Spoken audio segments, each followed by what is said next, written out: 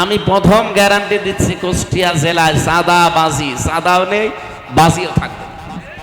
কারণ ওটা বন্ধ করতে হয় কি মেডিসিন দিয়ে, ওইটা আমি জানি। মানুষ যত কঠিন হোক, ভয়ঙ্কর হোক, তাকে টাইট করার জন্যে কোন ঔষধ দেওয়া লাগে এটা কেউ না জানলে কে জানে? এজন্য উনিও ঔষধ দিয়েছে যে সন্ত্রাসী বন্ধ করতে হলে কি লাগে, চোর মুক্ত করার জন্য কি লাগে। সাদাবাজি একদিনও লাগবে না, 1 ঘন্টায় বন্ধ হওয়া সম্ভব যদি ওটা কায়েম হয়। আমি ওখানে গলাকাটা মসজিদে গিয়েছিলাম, জিজ্ঞাসা করলাম কি এই জায়গায় হয়, বলছে এখানে গলা কাটা হয়। যারা জেনা করে সাক্ষ্য প্রমাণ যদি হয়ে যায় ওদের আর জেলে দেয় না, ওই দিনই নিয়ে এসে এই জায়গায় নামাজের পরে ঘোষণা দিয়ে গলা কেটে দেয়। বলেন তো ওইরকম একটা যদি এদেশে করা হতো, এদেশে যত শক্তিশালী পুরুষ হোক ওর স্বপ্নদোষ পর্যন্ত বন্ধ হয়ে যেত। কারণ আল্লাহ তো ভালো করে জানে যে এর দুর্বল জায়গা কোথায়। চুরি করলে হাত কেটে দাও, একটা কেটে দে। চূড়ান্ত একটা কথা বলছি শেষ পর্যায়ে, এরা আল আদাবুল মুফরাদে এসেছে। বুখারী শরীফ লেখার আগে ইমাম বুখারী এই কিতাবটা লিখেছিলেন।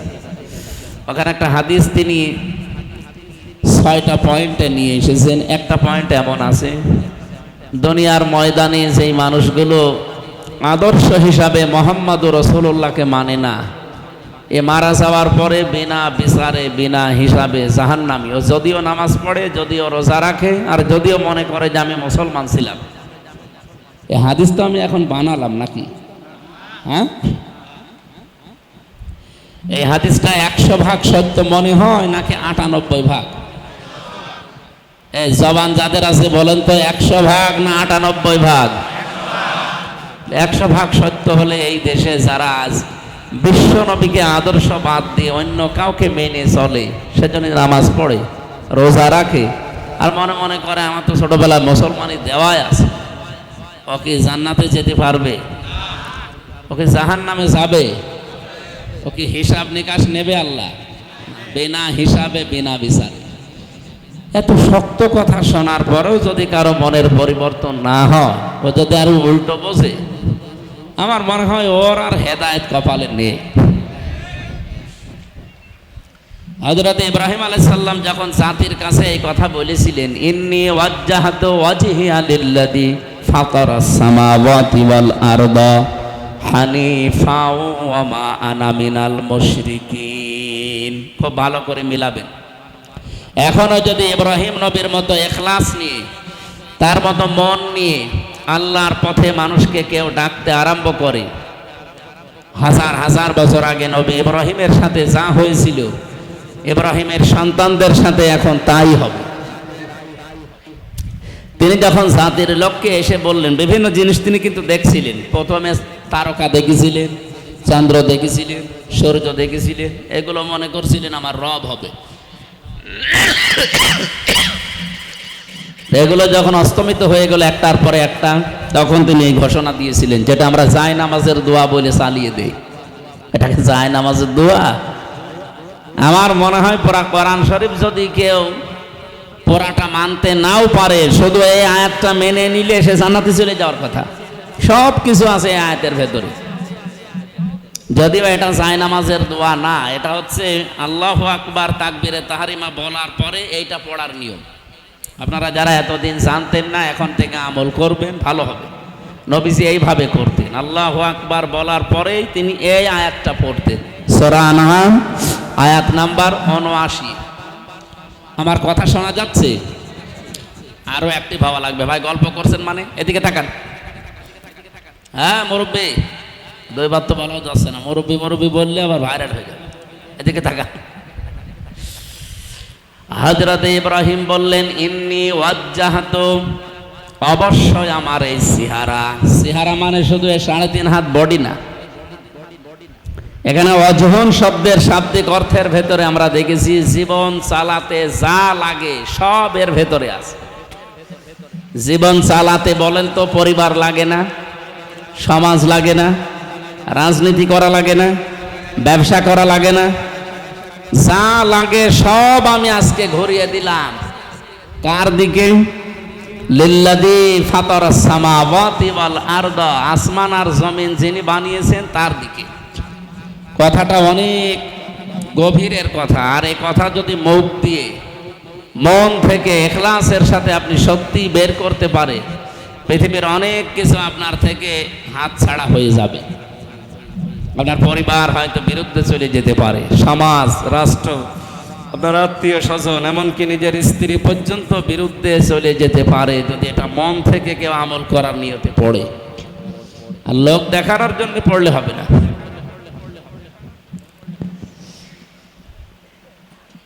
মাঝখানে একটা শব্দ আল্লাহ দিয়েছেন। হযরত ইব্রাহিম বলেছিলেন, আমি শুধু আসমান জমিনের উদ্ভাবক যিনি তার দিকে মুখ ঘুরিয়েছি, বিষয়টা এমন না।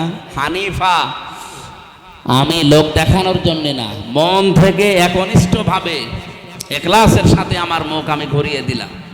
সুতরাং আজকে থেকে আমি সব কিছু বাদ দিয়ে ফিরে আসলাম। ওমা আনা মিনাল মুশরিকিন, আমি মুশরিক না। এই ঘোষণা দেওয়ার পরে জাতির লোক যারা, তারা কিন্তু থেমেছিল না।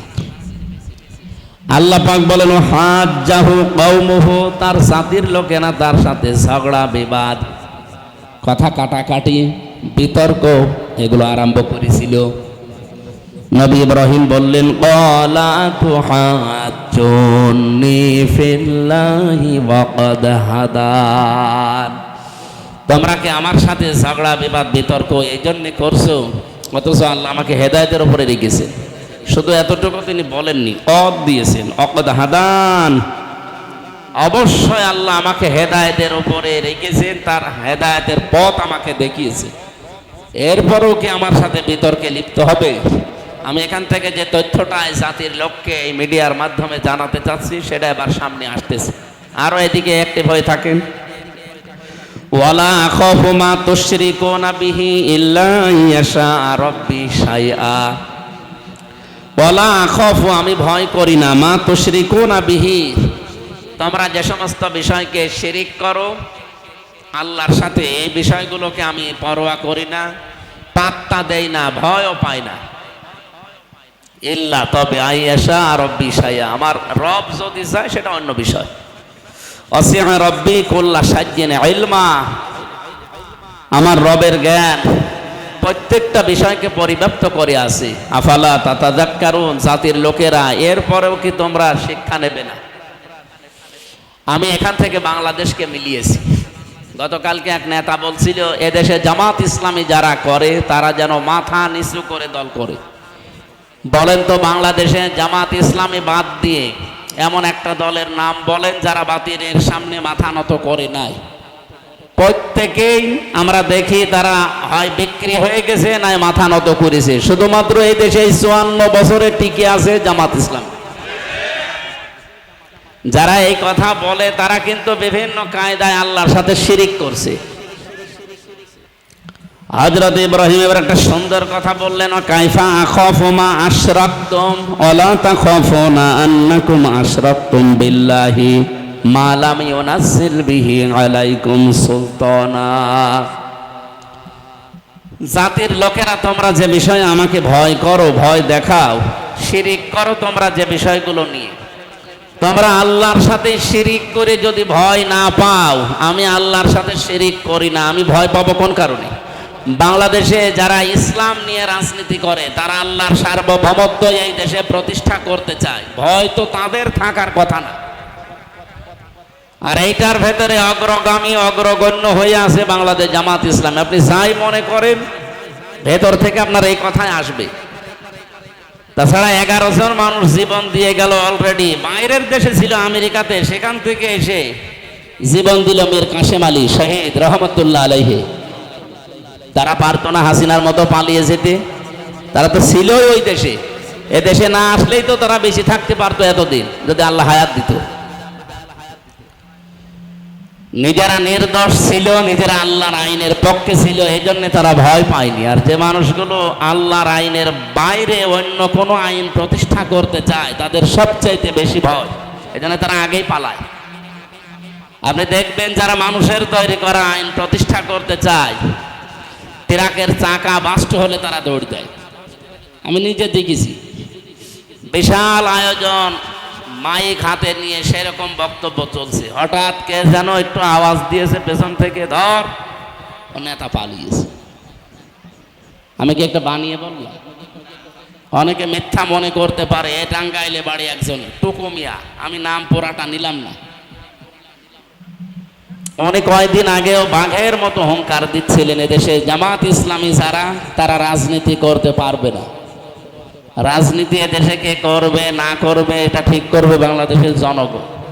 আপনি কি 54 বছরে এই মিথ্যা ধোয়া তুলে যারা বন্ধ করতে পারে না, আপনি একদিনই এসে আগস্টের 5 তারিখের আগে তো এই কথা কেউ বলতো না।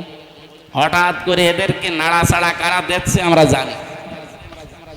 আপনি দেখেন আগস্টের 5 তারিখের পর থেকে যতগুলো কথা এদেশে ইসলামপন্থীদের ব্যাপারে বলা হচ্ছে, বিশেষ করে যারা আল্লাহর আইন চায় তাদের ব্যাপারে, এগুলো একটাও তাদের নিজেদের কথা না, সব দাদাদের শেখানো কথা। তাদের সর্বোচ্চ পর্যায়ে যে লোকটা আছে সেই লোকটা পর্যন্ত কয়েকদিন আগে দেশের হাজারো ইসলামপন্থী তাওহীদি জনতার মানে মুখে বুকে রক্তক্ষরণ আরম্ভ করে দিয়েছে। তারা এটা বলতে চাচ্ছে এই দেশে যেন চরমপন্থা এবং মৌলবাদীর অভয়ারণ্য না হয়। আমরা এই কথার বিকল্প আরেকটা কথা তৈরি করে অলরেডি বলেছি, এই দেশে যেন পাথর দিয়ে মানুষ মারা আর সাদাবাজদের অভয়ারণ্য না হয়। এই গুণগুলো যাদের ভেতরে আছে তারা যদি মৌলবাদী নাম দিয়ে গালি দেয়, এই গালিটা তারা নিজেরা দিচ্ছে না, তাদেরকে শেখানো হচ্ছে। এখানে আপনারা মানুষের ফাঁদে পা দেবেন না, বিবেক যেটা আছে সেটা কাজে লাগান। বিবেক কাজে না লাগলে কিন্তু আপনি আল্লাহর কাছে মানুষ হিসাবে পরিগণিত থাকবেন না, পশু হয়ে যাবেন। উলাইকা কাল আনআম বাল হুম আদাল। এদের আগে 3টা ইন্দ্রিয় শক্তির কথা আছে। যাদের বিবেক কাজে লাগে না, আল্লাহ তাআলা জানিয়েছেন এগুলো আর মানুষ থাকে না, এগুলো শুধু জানোয়ার না, চতুষ্পাদ জানোয়ারের চাইতেও খারাপ। বলেন নাউজুবিল্লাহ। আমি তো আয়াতগুলো পড়ি আর মাঝে মাঝে, প্রতিদিনে তো কোরআন পড়া লাগে, আয়াতগুলো পড়ি আর মাঝে মাঝে দেশের মানুষের চরিত্রের সাথে মিলিয়ে দেখি, এদেশে বহু মানুষ অলরেডি উপরে সূরাত সিরাতে মানুষ আছে, বাস্তবে তারা অলরেডি কুকুর, শ্রীগাল এবং শুকুরের চাইতেও খারাপ হয়ে গেছে। কারণ কি? উলাইকা হুমুল গাফিলুন, এই মানুষগুলো গাফিল। আল্লাহ আমাদের হেফাজত করুন, বলেন আমিন। তা আপনারা মানুষের তৈরি করা আইন প্রতিষ্ঠা করতে গিয়ে মিছিল করেন, মিটিং করেন, টাকা পয়সা খরচ করেন, দল করেন, ভোট করেন, আপনি যদি ভয় না পান, তা আমি আল্লাহর আইন প্রতিষ্ঠা করতে গিয়ে ভয় পাবো আপনার নিন্দুকের নিন্দা, উল্টাপাল্টা কথা শুনে আমি পিছপা হয়ে যাব, আপনি ভাবলেন কি? আমি তো আমার বাবার আইন, আমার চাচার আইন, আমার স্বামীর আইন এই দেশে তৈরি করার জন্য চেষ্টা করছি না। আমার সারা জীবনের চেষ্টা, সারা জীবনের স্বপ্ন যে এই দেশ চলবে আল্লাহর আইন দিয়ে। এক কথা বলেন না কেন? হযরত ইব্রাহিম আইলের এই দেশে না চলে তে আমাদের বেঁচে থেকে লাভ কি? আপনি আর কত, আর নাই 50-60 বছর বাঁচলাম, না আর 100 বছর বাঁচলাম, বলেন আমার কি লাভ আছে? খাবার খেলাম, সন্তান জন্ম দিলাম, জমি জায়গা হইলো, টাকা পয়সা হইলো, আমি মরে গেলাম। কি আমি 4 বছরে তো একটা মিনি জান্নাত দেখতে চাই। আর মিনি জান্নাত তৈরি হবে বাংলাদেশ তখন যখন কোরআন দিয়ে চলবে এই দেশটা। আপনি একবার একটু দেখেন না কেন? 56 বছর তো ধোঁকা খেয়ে খেয়ে অনেক কিছু দেখলাম, কিছুই পাইনি। একবার একটু দেখা যায় না? এবার আমার মনে হচ্ছে এই কথার উপরে সারা দেশের মানুষ জোট বেঁধেছে, একবার একটু দেখা যায় কিনা দেখি। পাগল পর্যন্ত বলছে যে এবার আমি দেখব। অন্তত পাগল যদি এ কথা বলে, আমরা কি পাগল নাকি? আমরা আমাদের বিবেক অনুযায়ী বলতে পারি যে এবার আমরা একটু দেখতে চাই যে কোরআন দিয়ে সংসদ চললে কেমন দেখা যায়। অনেকে বলছে চাঁদাবাজি বন্ধ হবে না যতদিন নির্বাচন না দেবেন। আরে পাগল, বন্ধ হওয়া কোনো ব্যাপারই না, শুধু কোরআনের কাছে একটু দিয়ে দেন। চাঁদাবাজি বন্ধ হবে না, চাঁদাও বন্ধ হবে, বাজিও বন্ধ হবে। আমি কুষ্টিয়াতে অলরেডি ঘোষণা দিয়েছি কয়েকদিন আগে, হজে যাওয়ার আগে, যে এই দেশে যদি সত্যি ইসলাম চলে আসে, আর আপনারা যদি এই কুষ্টিয়ার সদরে 3 আসনে এখানে যদি আমারে নিয়ে যেতে পারেন, আমি প্রথম গ্যারান্টি দিচ্ছি কুষ্টিয়া জেলায় সাদাও নেই, বাজিও থাকবে। কারণ ওটা বন্ধ করতে হয় কি মেডিসিন দিয়ে, ওইটা আমি জানি। মানুষ যত কঠিন হোক, ভয়ঙ্কর হোক, তাকে টাইট করার জন্যে কোন ঔষধ দেওয়া লাগে এটা কেউ না জানলে কে জানে? এজন্য উনি ঔষধ দিয়েছে যে সন্ত্রাসী বন্ধ করতে হলে কি লাগে, চোর মুক্ত করার জন্য কি লাগে, চাঁদাবাজি একদিনও লাগবে না, 1 ঘন্টায় বন্ধ হওয়া সম্ভব যদি ওটা কায়েম হয়। আমি ওখানে গলাকাটা মসজিদে গিয়েছিলাম, জিজ্ঞাসা করলাম কি এই জায়গায় হয়, বলছে এখানে গলা কাটা হয়, যারা জেনা করে সাক্ষ্য প্রমাণ যদি হয়ে যায় ওদের আর জেলে দেয় না। ওই দিনই নিয়ে এসে এই জায়গায় নামাজের পরে ঘোষণা দিয়ে গলা কেটে দেয়। বলেন তো ওই রকম একটা যদি এদেশে করা হতো, এদেশে যত শক্তিশালী পুরুষ হোক ওর স্বপ্নদোষ পর্যন্ত বন্ধ হয়ে যেত। কারণ আল্লাহ তো ভালো করে জানে যে এর দুর্বল জায়গা কোথায়। চুরি করলে হাত কেটে দাও, একটা কেটে দেন। আমার এক দাদা ছিল সৌদিতে, উনি বলছিল যে ওযুখানা তো প্রত্যেকটা মসজিদের নিচে বেশি, বিশেষ করে কাবা শরীফ আর মসজিদে নববী, এর নিচ তলায় 2, 3 তলা, 4 তলা, 5 তলা শুধু ওযুখানা আর টয়লেট। উনি বলছে আমি এই লিফট দিয়ে নেমে গেলাম, চলন্ত সিঁড়ি আছে, যে দেখি ওযুখানায় একটা ঘড়ি মোবাইল পড়ে আছে, মোবাইলের সাথে ঘড়ি সেট করা। দেখলাম এখানে তো ক্যামেরা দেওয়া থাকতে পারে, আর যদি ধরা পড়ে যায় হাত কেটে দেবে। দেশে গেলে মানুষ বলবে হাজী সাহেব চোর। এই জন্য তাকিয়ে দেখলাম আশপাশে অন্তত কেউ নেই, ক্যামেরাও নেই, তুলে নিলাম। মনের ভেতরে একটা ভয় যে আমি একটা হাজি মানুষ, কার জিনিস নিলাম। মসজিদে নববীর সামনে হারানো জিনিস যেখানে জমা দেয় ওই জায়গায় নিয়ে গেলাম। জিজ্ঞাসা করলাম ভাই এই ঘড়িটার দাম কেমন হবে? আমার এটা সেদিন মালয়েশিয়া থেকে একজন দিয়েছে, এটার দামই নাকি 42,000 টাকা। তো উনি যে ঘড়ি পেয়েছেন, ঘড়িটা পাওয়ার পরে বললেন যে বাংলাদেশে ইয়াহাজি হজ্জা তাই না বিলাদোকা, আপনার বাড়ি কোথায়? যে তুমি বাংলাদেশ থেকে এসেছি। যে এই ঘড়ি আপনি পেলেন কোথায়? টয়লেটের যে ওযুখানার পাশে পড়েছিল। তাহলে যে যা জমা দিচ্ছেন এই ঘড়ির দাম বাংলাদেশের টাকা অনুযায়ী কমপক্ষে 72,000 টাকা হবে। এখন যে টাকার মান, ওটা 16 সালে 1 টাকায় 22 টাকা হতো, এখন 1 টাকায় 33 টাকা। তার মানে ওই সময় যদি 72,000 টাকা একটা ঘড়ির দাম হয়, ওযুখানায় পড়ে আছে, কেউ নেচ্ছে না কেন? কত লক্ষ লক্ষ মানুষ, তাদের চাহিদা নেই। খালি আল্লাহর এই আইনটা থাকার কারণে ঘড়ি নিরাপদ।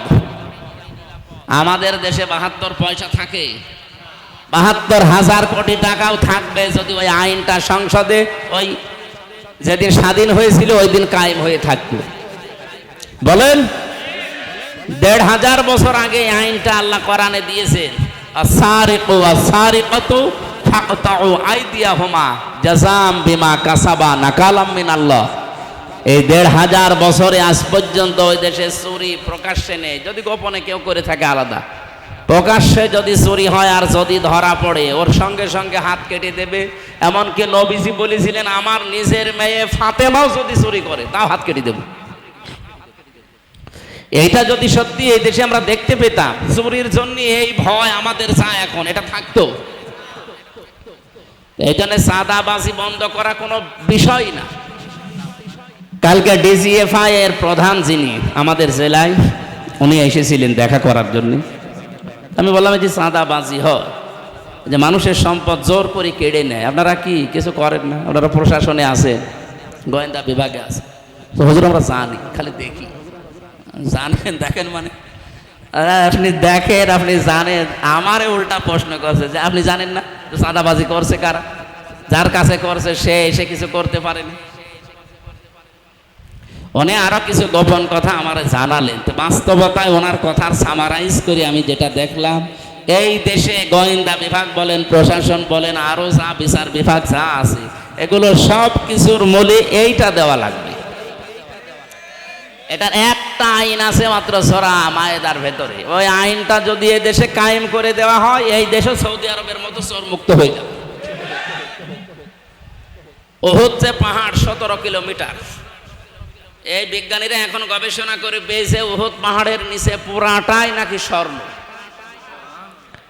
যাদেরকে পাহারা দেওয়া দায়িত্বে রেখে দিয়েছে, ওখানে পাশে হযরত আমির হামজার কবর আছে। নবীজির যে দাঁত ভেঙে গিয়েছিল, মাথার ভেতরে কড়া ঢুকেছিল, সেই ময়দানে সব ঘুরে ঘুরে দেখলাম। বলছে এখানে যারা দায়িত্বে আছে, আমার মনে হয় যদি বাঙালিকে দায়িত্ব দিত, এ পাহাড় স্বর্ণ সব খেয়ে ফেলত।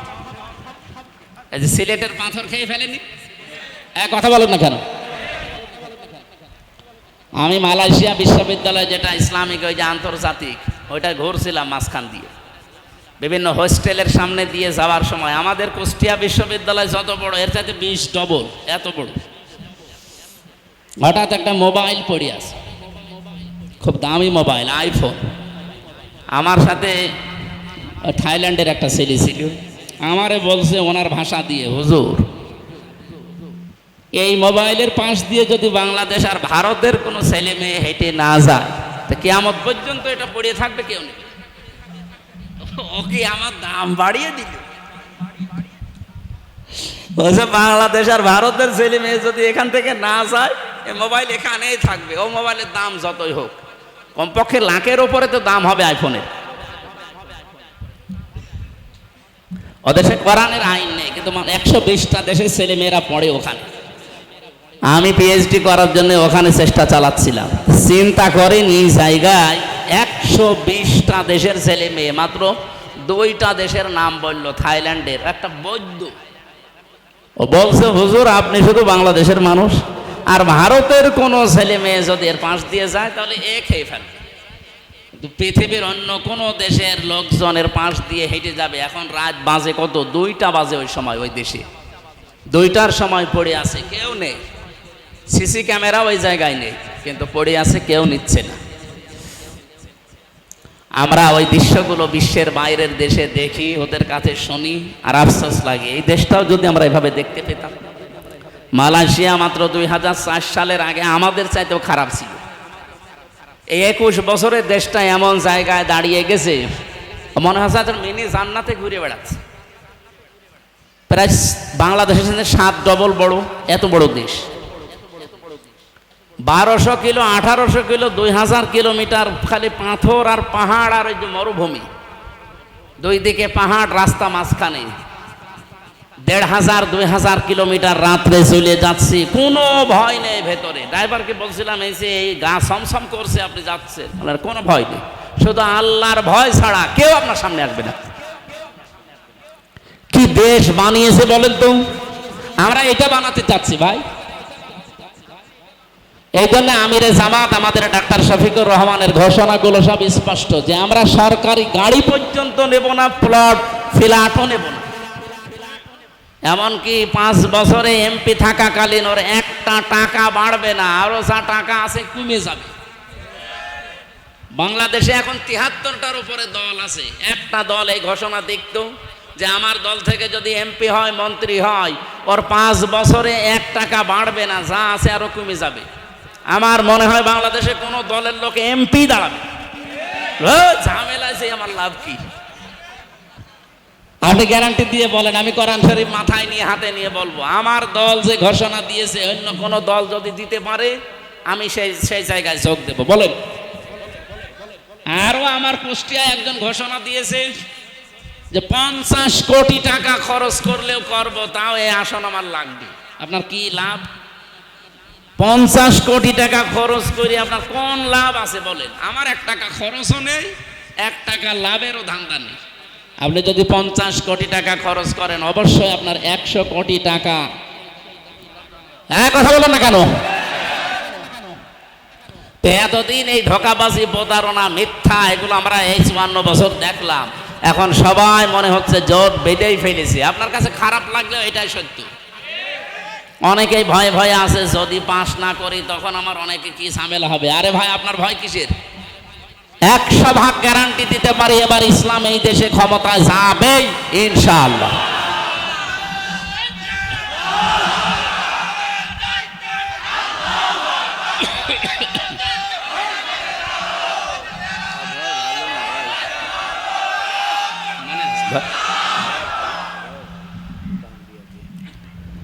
আমার ভাইরা, বিবেকের কাছে আপনারা যে প্রশ্ন রাখলাম, যারা আজ মানুষের তৈরি করা আইনগুলো জমিনে কায়েম করতে চায়, সে যে নামেই হোক, তারা যদি ভয় না পায় মিছিল মিটিং করতে, ভোট চাইতে, আপনার দুয়ারে দুয়ারে যেতে, আমি আল্লাহর আইন কায়েম করতে চাই, আমি ভয় পাবো কেন? বলেন, আমি কেন ভয় পাবো? আমি তো নিরাপত্তা পেয়েছি আল্লাহর কাছ থেকে, কারণ আমি ঈমান আনার মতো ঈমান আনার চেষ্টা করছি এবং আমার ঈমানের ভেতরে কোনো শিরিক নেই, জুলুম নেই। আল্লাহ অবশ্যই আমাকে নিরাপত্তা দেবেন, কে গ্যারান্টি দিয়েছেন? আল্লাহ নিজে। আর আমি নিজে দেখি আসলাম, আমাং দাখালাহু কানা আমিনা। আল্লাহ বলেন, আমার এই ঘরের ভেতরে প্রবেশ করো, নিরাপত্তা দিয়ে দেব। মক্কার এরিয়া কিন্তু শুধুমাত্র এখান থেকে এই খুঁটি পর্যন্ত না, 3.5 কিলোমিটার 4 কিলোমিটার মক্কার এরিয়া, মানে কাবা শরীফের এরিয়া এত বিশাল। মামনুন গয়রা মুসলিম তাদখুলু মামনুন গয়রা মুসলিম লেখা আছে, যে এই পর্যন্ত মুসলমান ছাড়া অন্য কোনো জাতির লোক প্রবেশ করতে পারবে না, যারা কাফের। তার মানে ওগুলো সব কাবার এরিয়া। যদি আগামীতে দরকার হয় তো বিল্ডিংগুলো ভেঙে দিয়ে এত বড় বিশাল চত্বর বানাবে, 3.5 কিলো 4 কিলো 5 কিলো দরকার হয়, খালি কাবার চত্বর বানিয়ে নেবে।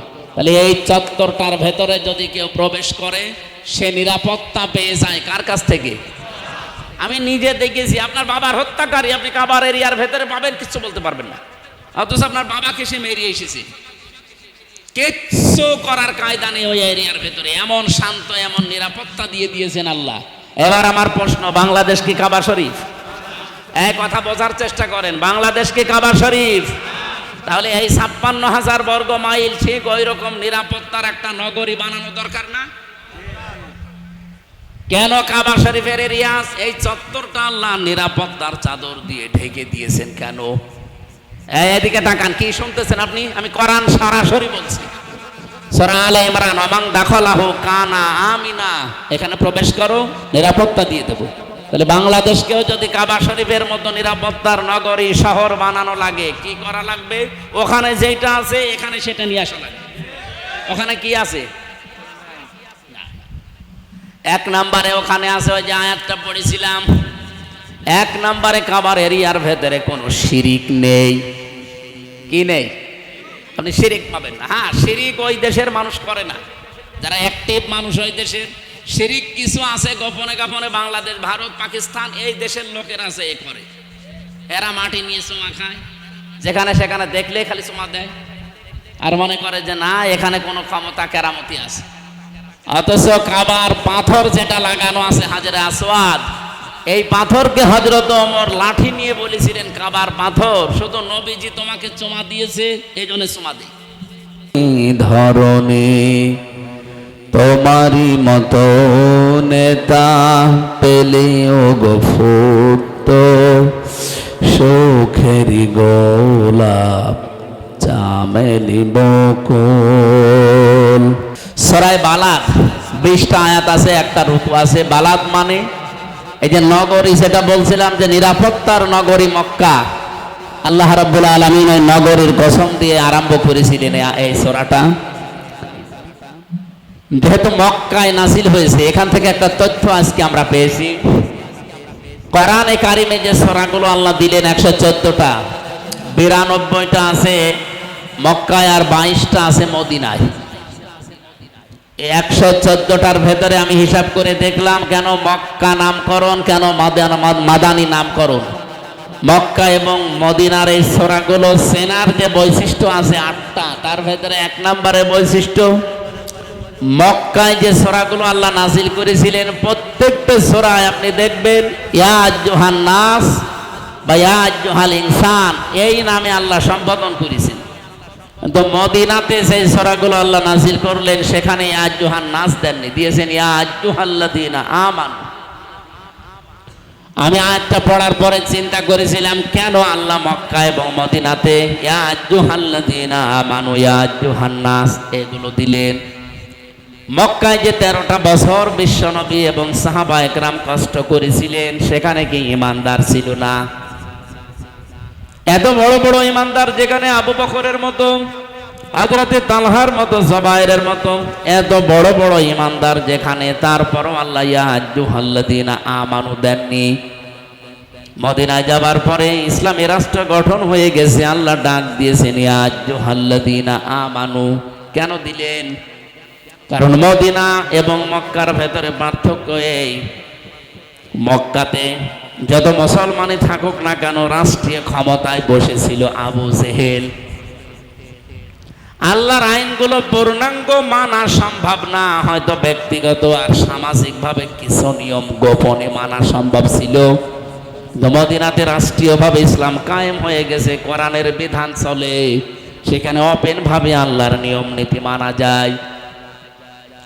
এখান থেকে আমি যেটা ছোট্ট মানুষ বের করতে পারি, যতদিন বাংলাদেশে ইসলাম রাষ্ট্রীয়ভাবে কায়েম না হবে, এই দেশে আল্লাহর বিধান নির্ভয়ে যতদিন মানা না যাবে, ততদিন আল্লাহর দৃষ্টিতে আমরা পাক্কা ইমানদার না।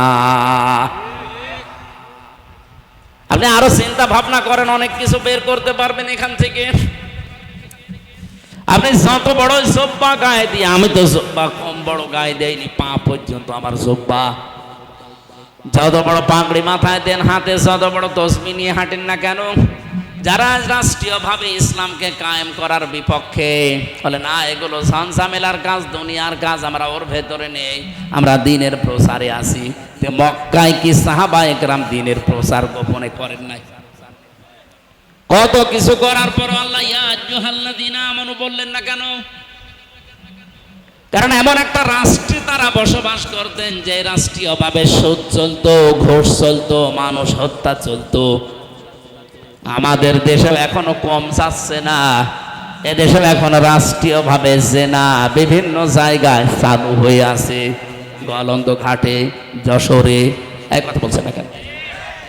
যেখানে জেনার লাইসেন্স দেওয়া হয়, ব্যভিচার করার জন্য লাইসেন্স দেওয়া হচ্ছে রাষ্ট্রীয়ভাবে, সুদ ভিত্তিক ব্যাংকগুলো চলছে রাষ্ট্রীয়ভাবে। এখন একটা টাকা সুদ খেলে মায়ের সাথে যেখানে জেনা করার গুনাহ হয়, সেই দেশে আপনি 100 ভাগ বুক ফুলিয়ে ইমানদার আপনি দাবি করলেও আল্লাহ মানবে না। মদিনায় যাওয়ার পরে রাষ্ট্রীয়ভাবে দিন কায়েম হয়ে গেছে। এবার আল্লাহর ইয়া আইয়ুহান নাস বলে ডাক দেননি, ডাক দিয়েছিলেন ইয়া আইয়ুহাল্লাযীনা আমানু। তার মানে এই মানুষগুলো এখন আল্লাহর দৃষ্টিতে পরিপূর্ণ ইমানদার। বলেন সুবহানাল্লাহ। আমরা এদেশে কি ইয়া আইয়ুহান নাস থাকতে চাই না ইয়া আইয়ুহাল্লাযীনা আমানু হতে চাই? এটা যদি রাজনীতি মনে করে কেউ এড়িয়ে যান, তাহলে মক্কার জীবনের মতো সারা জীবন আপনি তাবলীগ করলে, দিন প্রচার করলেও আমানু আল্লাহর দৃষ্টিতে হতে পারবেন না, নাচ থেকে যাবেন। আমরা যারা বুঝি কোরআন হাদিস, সত্যি কথা বলছি কোরআন সামনে নিয়ে, এই জন্য রাষ্ট্রীয়ভাবে এবার পাগল হয়ে গেছি দিন কায়েম, কোরআন কায়েমের জন্য। যে যত কথাই বলুক না কেন, আমাদেরকে মেরে ফেলা ছাড়া এই রাস্তা থেকে কেউ বিরত রাখতে পারবে? কারণ আমি বুঝে শুনে এসেছি এই রাস্তায়। কুল হাদিহি সাবিলি আদউ ইলাল্লাহ আলা বাসীরাতিন আনা ওয়া মানিত্তাবা'আনি। নবী আপনি বলেন, আমি আন্দাজে দল করি না, আন্দাজে মানুষকে ডাকি না, আল্লাহর দিকে আমি বুঝে শুনে ডাকি। এদেশে যারা দিন কায়েমের পথে আছে, জামাত ইসলাম বলেন, শিবির বলেন, আরো ইসলামী দল যারা আছে, আল্লাহর কসম তারা আন্দাজে করে না, বুঝে শুনে করে। কালকে কুষ্টিয়াতে যে অনুষ্ঠানে ছিলাম, একটা অফিস উদ্বোধনে, বিএনপি করত 20 বছর অত্যাচারিত নির্যাতিত একজন মাজলুম মানুষ, উনি এতদিন করেছে আবেগে। কালকে এসে আমার হাতে হাত দিয়ে বলছে আমি আজকে জামাত ইসলামের ফরম পূরণ করে এই দলে সারাটা জীবন থাকতে চাই। আমি বললাম এই দল তো আর ওই রকম জেনারেল কোনো দল না, একবারে আকাশ থেকে উঠে আপনি যে উনি সহসভাপতি, আপনি সহসভাপতি, সেখান থেকে একবারে এসে আপনি এখানে সহসভাপতি হয়ে যাবেন না। এখানে নিয়ম আছে, পড়াশোনা করা লাগবে, পরীক্ষা দেওয়া লাগবে, এবং প্রতিদিন 15টা ঘর পূরণ করা লাগবে। আপনি নামাজ পড়েন জামাতে না একা একই, তাও লেখা লাগবে। কয়টা আয়াত পড়েছেন, বুঝে পড়েছেন না আন্দাজে পড়েছেন, ওইটাও লেখা লাগবে। এমনকি মাসে মাসে আবার ওইটা উপরে যারা আছে তাদের দেখানো লাগবে। বাংলাদেশে একটাই দল আছে যেখানে জবাবদিহিতা আছে, সেটা জামাত ইসলামী। অন্য কোন দলে যদি এটা দেখাতে পারেন আমি এক্ষুনি তওবা করে সেখানে যোগ দেব। দেন, আমি তো একেবারে পাগল না। হ্যাঁ, আমি এতদিন অ্যাক্টিভ ছিলাম না, ঠিক আছে, জেলখানা থেকে এসে আমি অ্যাক্টিভ হয়েছি। আমার জামাত ইসলামীতে অ্যাক্টিভ হওয়ার পেছনে দায়ী হচ্ছে হাসিনা। আমার জেলে না দিলে আমি এ দলে সত্যি আসতাম না। ওই আগে যেভাবে এড়া ঘোড়া ছিলাম ওইভাবে থাকতাম। আপনি আমার ঝামেলা করে 3 বছর যদি আটক করে না রাখতাম, আমি যদি আমির জামাতের সাথে জেলখানায় এক ঘরে না থাকতাম, এ লোকটার যে আমল, তার যে ঈমান, আল্লাহর পর তার যে ভরসা আমি দেখেছি কাছ থেকে। জামাতের সেক্রেটারি জেনারেল যিনি মাওলানা রফিকুল ইসলাম খান সহকারী, এবং আসল যেটা অধ্যাপক মিয়া গোলাম পরোয়ার, এ মানুষগুলোর সাথে বছরের পর বছর এক ফ্ল্যাটে এক ঘরে থেকেছি। আমি এদের কাছ থেকে পড়াশোনা করা, ডিরেকশন নেওয়া, এই 3টা বছরে আমি পরিবর্তন হয়ে গেছি। এজন্য আমি এখন দোষ দেই, দোষ না, আমার মনে হয় এটা নিয়ামত। হাসিনা যদি আমার সাথে এই না করতো তে আমি এতদিনও দিন কায়েমের বাইরে থাকতাম। ওই আগে যেভাবে অবিখা ওয়াজ করে খা, ওই ধান্দাই ছিল। অবিখা মানে কি? ওয়াজের বিনিময়ে খাই। কাবি খা আছে না, কি সেটা? কাজের বিনিময়ে খাইতো। আর অবিখা মানে আমি তো ওই ধান্দায় ছিলাম। এখন তার অবিখাই নেই। এখন আমার জীবনের সর্বশেষ চেষ্টা এইটা যে চোখে দেখতে চাই যে কোরআন দিয়ে বাংলার সংসদটা চলছে।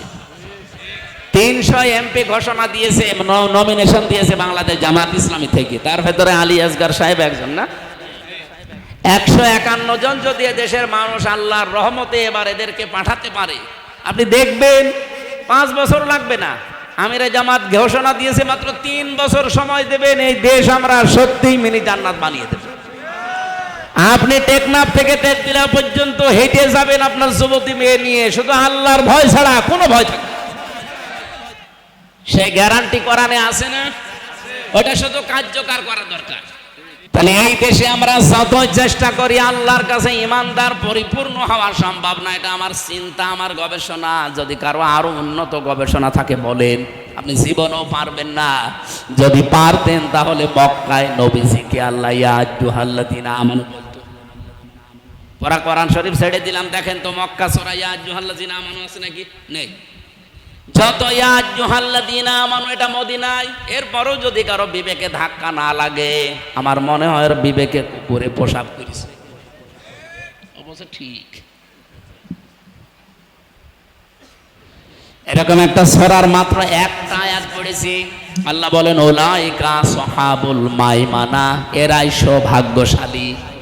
এখন সৌভাগ্যশালী কি করলে হওয়া যায়, এর আগে কয়েকটা আয়াতে আল্লাহ এগুলো আমাদের শুনিয়েছেন। ফালাকতা হামাল আকাবাতা ওয়া মা আদরাকা মাল আকাবা। আল্লাহ রাব্বুল আলামিন বলেন পৃথিবীর অনেক মানুষ আছে এরা গিরিপথ পার হতে রাজি না। কষ্টসাধ্য যে পথ এটা পার হতে রাজি না। এর আগে আছে 2টা পথের, ভালো এবং মন্দ পথের নির্দেশিকা আমি আল্লাহ ঘোষণা দিয়েছি। কিন্তু মানুষ ফালাকতা হামাল আকাবা, এরা আকাবা পার হতে রাজি না। আকাবা মানে গিরিপথ, কঠিন পথ। যেই পথ পাড়ি দিতে পারলে জান্নাত, যেই পথটা পাড়ি দিতে পারলে আপনি আল্লাহর জান্নাতি হয়ে যাবেন, সৌভাগ্যশালী হবেন, সফল হবেন। সেই কথাগুলো এবার আল্লাহ শোনাচ্ছেন। ওমা আদরাকা মাল আকাবা, আপনি কি জানেন হে নবী আকাবা কি? যে পথে মানুষ আপনার কথা শুনে যেতে চায় না। পাবনাবাসী, আপনাকে আমি ওই আকাবা পার করতে চাই। এই আকাবা যদি সত্যি আপনি এই গিরিপথটা পার হয়ে যেতে পারেন, পার হয়ে যেতে পারলে আল্লাহর বানানো জান্নাত রেডি হয়ে আছে। এটা তো আমি আয়াত এখন বানালাম। বলেন বলেন। আল্লাহ পাক বলেন এই আকাবা পার হয়ে জান্নাতে যাওয়া লাগবে। কিন্তু আপনার কথা শুনি তো সবাই আসে না। আপনি কি জানেন আকাবা কি? 1 নম্বরে আল্লাহ পরিচয় দিয়েছেন ফাক্কু রাকাবা। ফাক্কুন মানে মুক্তি, রাকাবা মানে দাস। এটা দাস মুক্তকরণ। এই পৃথিবীতে যেই দলের কর্মসূচিতে দাস মুক্তির কর্মসূচি আছে, এই মানুষগুলোই আকাবা পার হচ্ছে। আকাবা মানে মনে করেন একটা সাঁকো, একটা ব্রিজ, একটা পুল, একটা সেতু, এটা পার হয়ে ওই ওপারে জান্নাত। এটা মানুষকে আল্লাহর নবী জানিয়েছেন, কিন্তু অনেকে সাড়া দেয়নি। আল্লাহ বলেন, হে নবী, আপনি কি জানেন আকাবা কি? ফাক্কুর আকাবা, এটা হচ্ছে দাসত্ব মুক্তকরণ। একটা গর্দানে ছড়ি ঝোলানো আছে, দড়ি ঝোলানো আছে, দড়ি ছিঁড়িয়ে গর্দানটা মুক্ত করে দেওয়া। এটা তো বাংলা বললাম, এখনো বোঝেন। দাসত্ব মুক্ত কি এটা? এটা ১৫০০ বছর আগে যেহেতু ছিল, মানুষ মানুষকে দাস বানিয়ে রাখতো, গোলাম বানিয়ে রাখতো। এখন আধুনিক ব্যাখ্যা হচ্ছে, আজ যারা পৃথিবীতে মানুষের তৈরি করা আইনের গোলামি করে, মানুষের নিয়ম নীতি বানিয়ে দিয়েছে, এইটাই যারা মেনে চলে, আল্লাহর গোলাম না হয়ে মানুষের দ্বারা দাসত্ব করে, মানুষের এই দাসত্ব থেকে যারা মুক্ত করার জন্য চেষ্টা চালাচ্ছে, এরা গিরিপথ অলরেডি পার হওয়া আরম্ভ করেছে। আর এটা বাংলাদেশের ৭৩টা দল। আপনি একদম নিরপেক্ষ মন দিয়ে, আমি তো কোরআন হাতে নিয়ে বলতে পারি, শুধুমাত্র জামাত ইসলাম করছে। এরা চেষ্টা চালাচ্ছে মানুষদেরকে এই পৃথিবীতে মানুষের দাসত্ব থেকে মুক্ত করে আল্লাহর দাস বানানো। এই কথা বলেন না কেন? আর দেখেন, সবাই চাচ্ছে যে মানুষের তৈরি করা আইন কায়েম করে মানুষকে আরো মানুষের দাস বানিয়ে রাখতে, কিন্তু এরা চাই না আমরা যেন মানুষকে আল্লাহর দাস বানাতে পারি।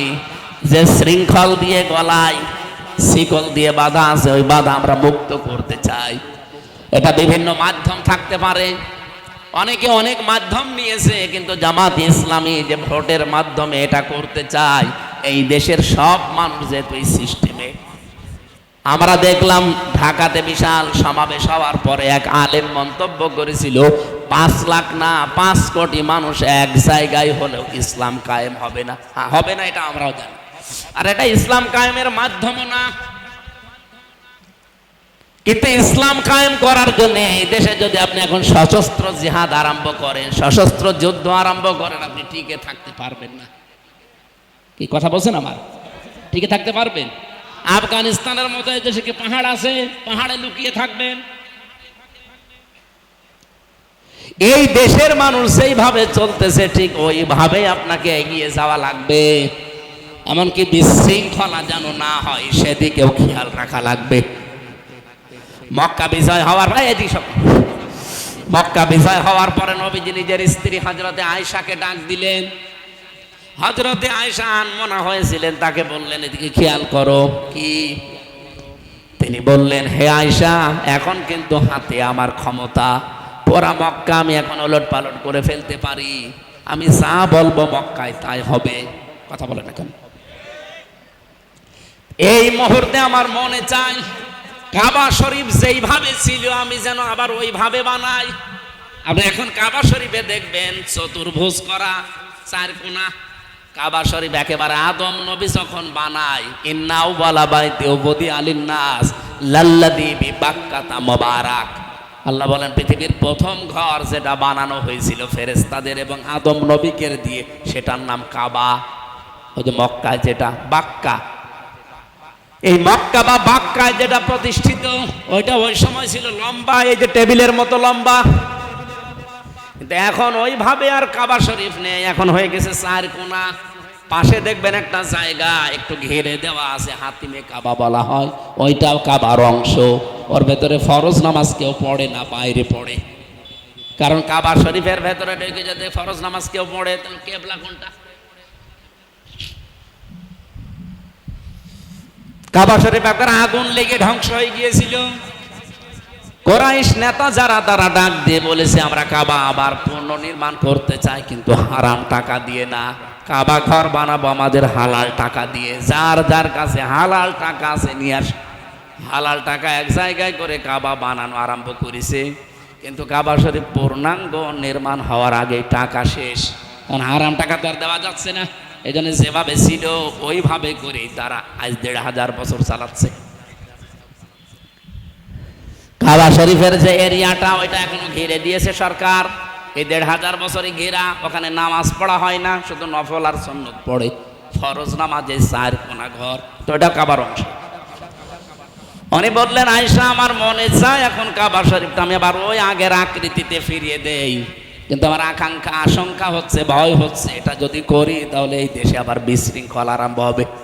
কিছু মানুষ নতুন মুসলমান হয়েছে কেবল, এরা বলবে দেখো ক্ষমতা পেয়েই শুরু করেছে, এই জন্য যেভাবে আছে এইভাবেই থাক, আমি করলাম না, এটা তার বিচক্ষণতা। আজ বাংলাদেশ জামাত ইসলামী যদিও গণতন্ত্র আমরা বিশ্বাস করি না, মানিও না, কারণ গণতন্ত্রের যতগুলো ধারা আছে একটা ধারা আছে এই ক্ষমতার উৎস জনগণ, এটা আমরা মানি, বিশ্বাস করি। এখন যদি যে দেশের যে অবস্থা চলছে এই অবস্থায় হঠাৎ করে যদি দেশের মনে করেন 5 কোটি মানুষ জামাত ইসলাম, এরা যদি সবাই অস্ত্র নিয়ে এই মুহূর্তে রাজপথে নেমে পড়ে, আপনি কি বাস্তবতা বোঝেন? এটা একদিনেই ভাইরাল হয়ে আন্তর্জাতিক মিডিয়ায় যাবে। আমাদের নিকৃষ্ট প্রতিবেশী, যেটা নাম নিলাম না তাদের, এই নিকৃষ্ট প্রতিবেশী সহ বিশ্বের মডল যারা আছে, তারা কালকেই শুরু করবে যে বাংলাদেশ একটা জঙ্গি রাষ্ট্র। আপনি তো বলেন ডালে ডালে, আমাদের পাতায় পাতায় চলা লাগে। আর জামাত ইসলামী বাংলাদেশ যে মানুষগুলো এক জায়গায় করিয়ে বিশ্বের মানুষকে দেখিয়েছে, অন্য দেশের যারা সাংবাদিক তারা পর্যন্ত বলছে একটা দলের ডাকে এত মানুষ ঢাকাতে আসতে পারে, আমরা না দেখলে বিশ্বাস করতাম না। এটাই কি ইসলামের জন্য কম কিছু? আর আপনি টাকা খেয়ে নারকি খেয়ে আন্দাজে এক ফতোয়া দিয়ে দিলেন যে এক জায়গায় 5 কোটি মানুষ হলেই ইসলাম কায়েম হয়ে যাবে। কে বলেছে আপনাকে? আমরাও জানি এটা ইসলাম কায়েমের পদ্ধতি না, কিন্তু বাস্তবতা এখন এই দেশের স্রোত এইভাবেই চলছে। হঠাৎ করে কোনো নিয়ম একটা নিয়ে এসে যদি আপনি চালাতে চান, আপনাকে আন্তর্জাতিক মহলে জঙ্গি বলে ওই জসিমউদ্দিন রহমানের মতো 11 বছর 12 বছর আটকে রাখবে। কি ছিল তার দোষ? আমি তো নিজে ছিলাম তার সাথে, কোনো দোষ নেই। এজন্য খুব হিসাব নিকাশ করে চলা লাগতেছে, কারণ ইসলাম তো এই সামনে যেটা আসতেছে এটা একটা যুদ্ধ বলা হয়, ভোট যুদ্ধ না, তো যুদ্ধর কৌশল লাগে কিছু। আমরা মানুষকে আল্লাহর দাসত্ব নিয়ে আসতে চাই, মানুষের দাসত্ব থেকে মুক্ত করে, কারণ আমরা এই আকাবা পার হতে চাই।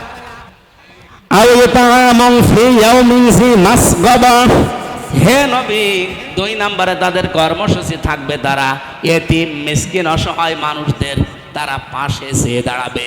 আজ 1 বছর হয়ে গেল, আপনি দেখেন বাংলাদেশ জামাত ইসলামী যেভাবে এরা নিজেরাই অভাবী, 17 বছর না খেয়ে আছে, তারপরও 1 বছরে যেভাবে মানুষের পাশে দাঁড়িয়েছে, বাংলাদেশের প্রতিটি দল যদি এভাবে আজ আমরা দাঁড়াতে পারতাম, এই দেশটা আমার মনে হয় সোনায় সোহাগা হয়ে যেত।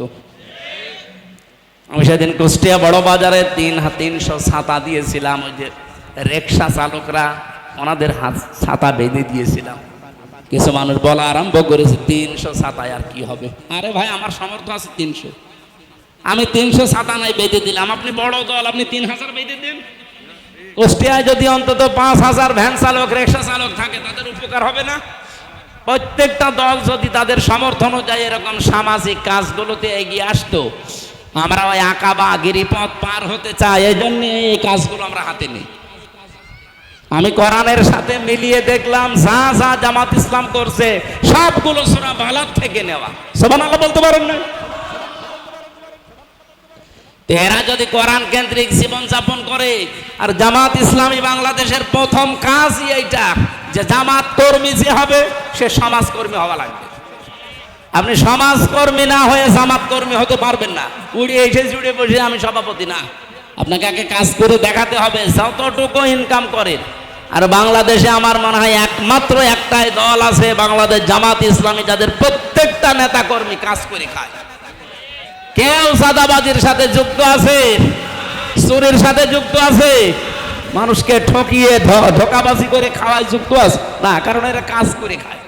আপনাকে আহ্বান জানাচ্ছে আপনি কাজ করে খান, তাহলে চাঁদাবাজি করবেন না।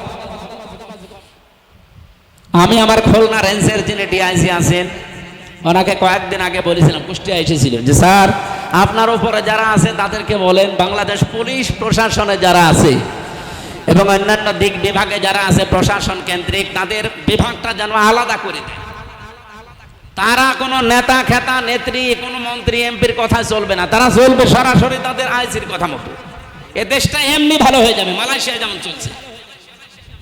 কোন নেতা খেতা ফোন দিলে যে অমুক কাজ করো, বালি নিয়ে যাচ্ছে, ওকে ধরে সুবহানাল্লাহ পড়াও না, ওরা সরাসরি শুনবে কার কথা?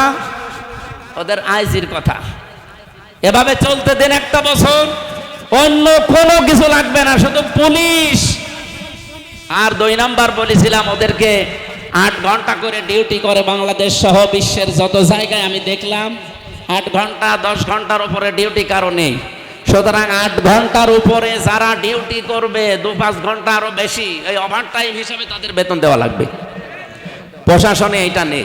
পুলিশ আছে, জিজ্ঞাসা করে দেখেন, ওর 8 ঘন্টা না, ওর যদি 16 ঘন্টা 24 ঘন্টাও ডিউটি থাকে, ওই যে বেতন 15,000 ও 15,000। কেন? 8 ঘন্টার পরে যেই কয় ঘন্টা ডিউটি ওদের বাড়তি হবে, ওদেরকে যদি আপনি ওভার টাইম হিসাবে টাকা দেন, ওরা কিন্তু এই রাস্তাঘাটে আর গাড়ি আটকিয়ে টাকা নেবে না।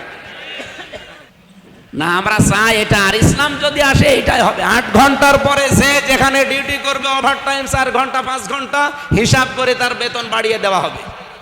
এই কথা বলে না কেন? একদিকে সে দুর্নীতিগ্রস্ত হবে না, 2 নম্বরে তার পরিবারটাও সচ্ছলতা ফিরে আসবে। এইগুলো না, খালি টাকা পাচার করো, টাকা পাচার করো। পাচার হওয়া টাকাগুলো যদি দেশে ফিরিয়ে আনতে পারতাম, যে যেই বিভাগে আজ বাংলাদেশে কাজ করছে যতগুলো বিভাগ, কেউ দুর্নীতি করতো না। অন্তত তার নিজের চাহিদা মিটে গেলে দুর্নীতি করবে কেন? আমরা চাচ্ছি এই ব্যবস্থা ফিরিয়ে আনতে। 3 নম্বরে আল্লাহ জানিয়েছেন, ইয়াতীমান যা মাকরাবা, হে নবী, নিকট আত্মীয়র ভেতরে যারা এতিম, ইয়াতীমান যা মাকরাবা, নিকট আত্মীয়র ভেতরে যারা এতিম, তাদের খোঁজ খবর নেন। আমরা যারা এই দেশে একামতের দিনের দায়িত্ব পালন করছি, অন্তত আমরা যেন এটা মেনে চলতে পারি। হ্যাঁ, অনেক ক্ষেত্রে সম্ভব হয় না আমাদের স্ত্রীর কারণে। সম্মানিতা মা বোনেরা, শুধু নামাজ পড়া, রোজা রাখার, কালো বোরকা পরা ইবাদত না। আপনার স্বামীকে আপনি উদ্বুদ্ধ করবেন যে স্বামী তুমি যাই করো, অন্তত রক্তের সম্পর্ক যাদের সাথে আছে এদের হকগুলো আদায় করো। ওটাও নামাজের মতো সওয়াব পাবেন আপনি। আল্লাহ পাক বলেন, আও মিসকিনান যা মাতরাবা, তুরব থেকে এসেছে এটা। ধুলি মলিন যারা মিসকিন, অসহায়, এই মানুষগুলো নিঃস্ব মানুষ, তাদের কাছে আপনি এগিয়ে যান, তাদের অভাব অনটন কোনো দূর করার চেষ্টা করেন।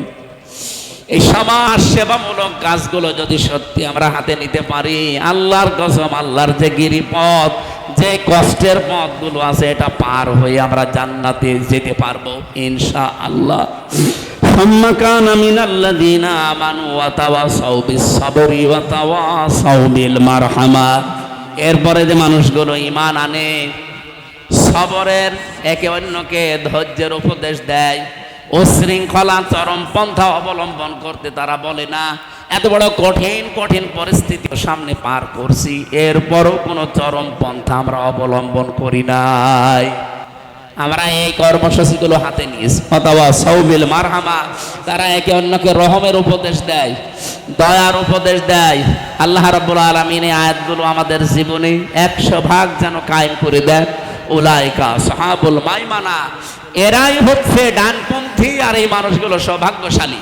যারা সৌভাগ্যশালী ডানপন্থী, তাদের জন্য আল্লাহ তার বানানো জান্নাত তৈরি করে রেখেছেন। আল্লাহ আমাদেরকে যেন ওটা উপহার দেন, বলেন আমিন।